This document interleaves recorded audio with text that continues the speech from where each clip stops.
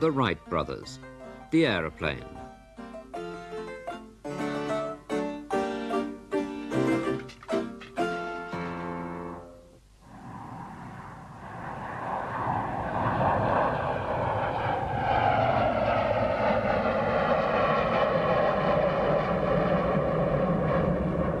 To fly, as easily and effortlessly as a bird, is an age-old human dream.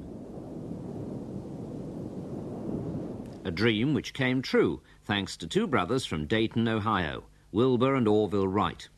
A dream realized without the benefit of a formal scientific education. From earliest childhood, Orville Wright was fascinated by experiments and mechanical constructions, a passion he shared with his elder brother Wilbur, who was never happier than when he was studying tables and theories. Both men harboured the vision of human flight. The Wright brothers' first powered plane looks far removed from the modern-day jet, but their basic attributes are the same. Orville and Wilbur had mastered the fundamentals of aerodynamics, flight control and propulsion.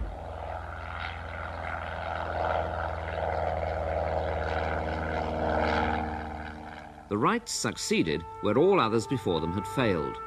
History is littered with the names of inventors, scientists and adventurers who tried in vain to outsmart the laws of physics.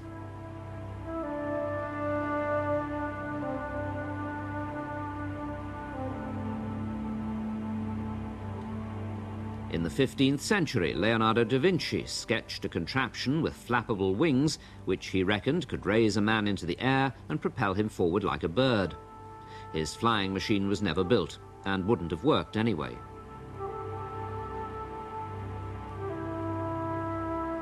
In the 18th century, the British inventor Sir George Cayley made the first systematic study of aerodynamics.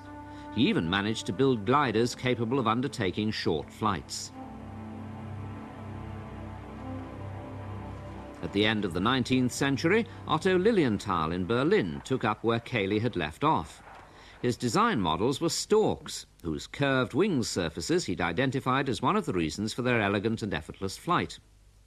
Lilienthal's observations provided him with the key to mechanical flight, which he backed with theoretical explanation in his book Bird Flight as the Basis of the Art of Flying.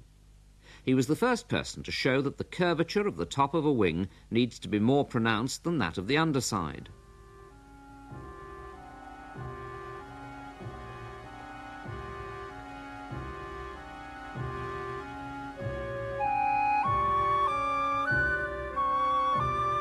It works like this.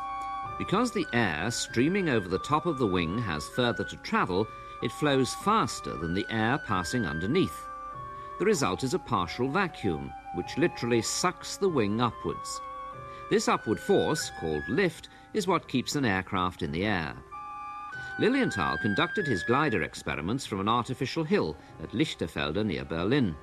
And it was here on the 9th of August 1896 that the intrepid aviator was caught by a fatal gust of wind. Out of control, he crashed and sustained severe injuries. He died the following day, leaving others to finish the work he'd started. At the turn of the century, Wilbur and Orville Wright were running a small bicycle factory in Dayton, Ohio.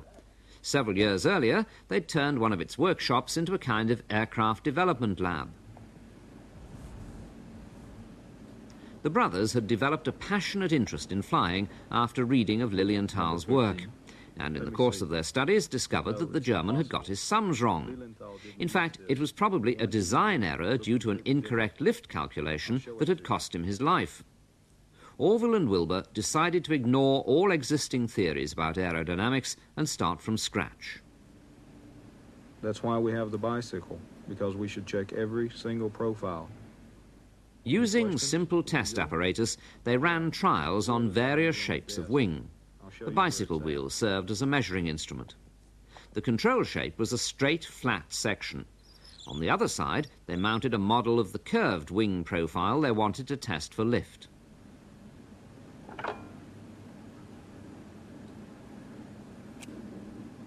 Okay, that's it.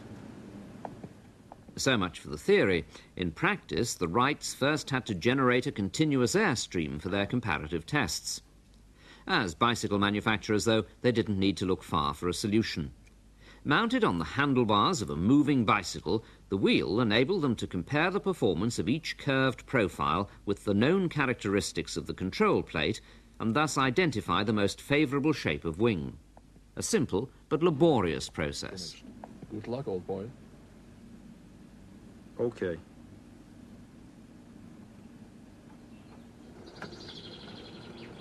In time, the Wright brothers could predict the amount of lift produced by around 200 different wing sections at any angle of attack. Their findings furnished the first reliable data on the principal laws of aerodynamics. The Wright Cycle Company in Dayton closed down for the winter. Its owners had taken a momentous decision. After encouraging experiments with kites, Wilbur and Orville now wanted to build a large glider, their first real vehicle for controlled manned flight. Carrying materials, tools and personal baggage, they set off on the long journey to the Atlantic coast, where they'd found a test site promising favourable wind conditions, near Kitty Hawk in North Carolina.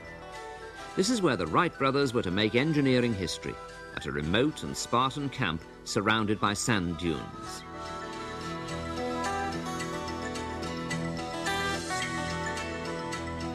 Kitty Hawk, the world's first airfield. In the very first trials, in which Wilbur and Orville took turns at the controls, the glider flew for hundreds of metres. Their calculations had been correct. The glider's controls worked exactly as the brothers had anticipated. Unlike later aircraft, it had the elevator mounted at the front, so to modern eyes it looks as though it's flying backwards. The work at Kitty Hawk was a success, despite many crash landings. The Wright brothers now knew what their next step must be. Their glider needed an engine. And there was no time to lose. In 1903, Samuel Langley of Washington, their closest rival, was getting a machine called the Aerodrome ready to make the first powered flight. Langley's Aerodrome was driven by a 52-horsepower petrol engine, a recent development from Germany, and was to be launched by catapult from a barge on the Potomac River. On the 8th of December 1903, press and public awaited the launch with bated breath.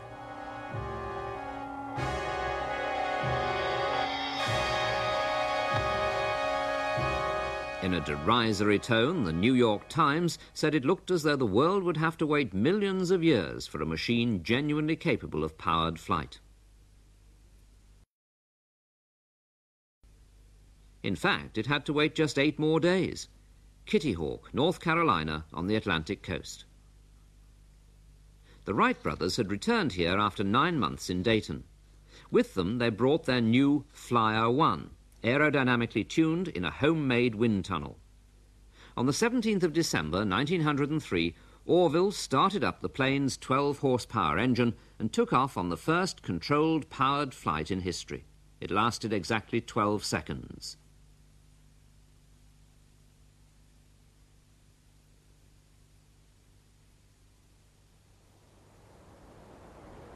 On the very same day, the brothers undertook 2 more flights. The longest lasted nearly a minute, and the plane covered a distance of over 260 metres. In the years that followed, the Wrights improved their now patented Flyer and developed a plane they could keep in the air almost indefinitely. In 1908, Orville and Wilbur travelled to Europe to present their flying machine to an amazed public. Only then did the world fully realise that these 2 enthusiasts from Dayton, Ohio, had made man's age-old dream of flying come true. The Wrights' greatest achievement lay in discovering how to steer a plane in the air. With few modifications, the flight control methods they devised are still used today. Pitching, turning the plane about its lateral axis, was performed in Flyer 1 by extending the forward elevator. Modern aircraft have the elevator at the tail.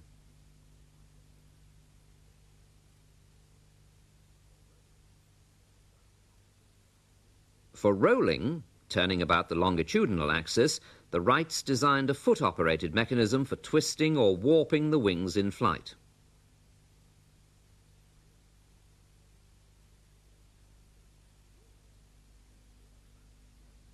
And yawing, or turning the plane about its vertical axis, was performed by operating a rudder at the rear.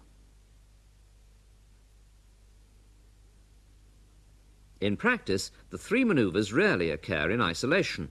To maintain flight stability, a plane generally has to bank in order to change direction. For any manoeuvre, even today, velocity, inclination of the aircraft and angle of attack of the wings have to be precisely coordinated. Otherwise, the airflow at the wing will break away and there'll be no lift. And if that happens, the aircraft will go into a spin from which it can only be recovered by a proficient and cool-headed pilot.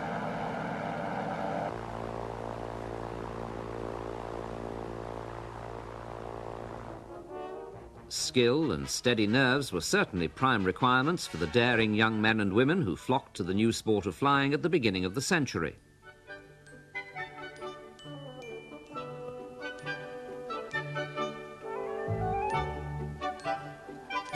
Before long, though, military minds were also alerted to the possibilities of the aeroplane. The First World War saw aircraft go into series production. What had essentially been a toy turned into a deadly weapon. Dogfights raged in the sky and bombs wreaked havoc on the ground.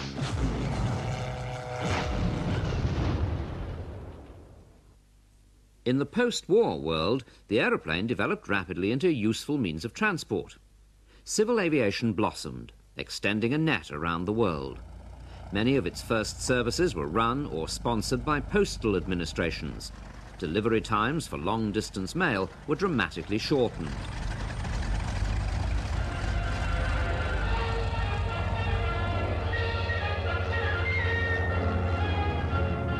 In the mid-20s, passenger airlines appeared on the scene, carrying the first human payloads. For the well-to-do, this opened up lots of new travel destinations and literally broadened their horizons. The world had suddenly become a much smaller place. In the late 1920s, a monoplane made the first non-stop Atlantic crossing. It was piloted by Charles Lindbergh, seen here on his arrival in France.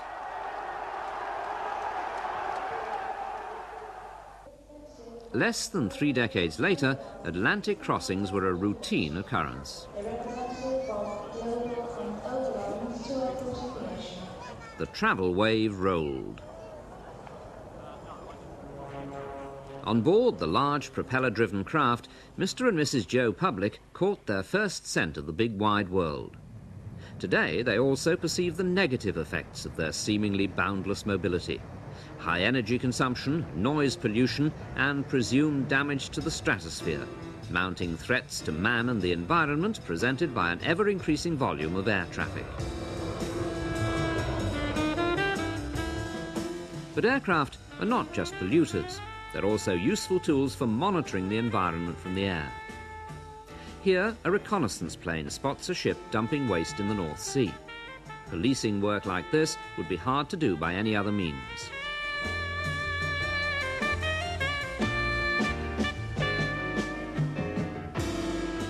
Nowadays, the arguments for and against the aeroplane are finely balanced. But one thing is certain: flying has lost none of its mysterious fascination. Yet, wouldn't it be wonderful to go back to those carefree days when the dream of a lifetime came true for 2 passionate young men from Dayton, Ohio, the brothers of the wind, Wilbur and Orville Wright.